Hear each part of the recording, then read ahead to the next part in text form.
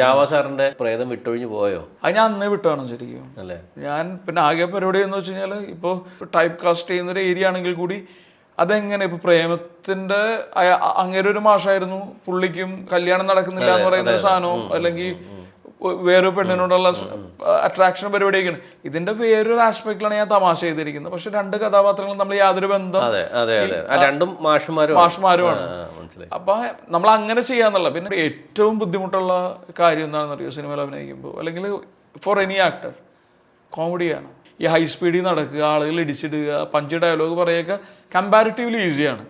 പക്ഷേ ഈ നമ്മുടെ സൊസൈറ്റിയുടെ പരിപാടി എന്താണെന്ന് വെച്ച് കഴിഞ്ഞാൽ അവർ ഒരു ആക്ടറിൻ്റെ പൊട്ടൻഷ്യൽ കാണുന്നതിൻ്റെ അപ്പുറത്തേക്ക് അവർ കഥാപാത്രങ്ങൾ, നിങ്ങളുടെ കഥാപാത്രങ്ങൾ ഭയങ്കര സോഫ്റ്റ് സ്പോക്കണും അല്ലെങ്കിൽ ഇൻഫീരിയോറിറ്റിയും ഒക്കെയുള്ള ഒരു ക്യാരക്ടറാണെങ്കിൽ അവർ നമ്മളെ നോക്കി കാണുന്നത് അങ്ങനെയാണ്. പക്ഷേ നമ്മളെന്ന് പറയുന്ന ഒരാൾ വേറെ ആയിരിക്കുമല്ലോ.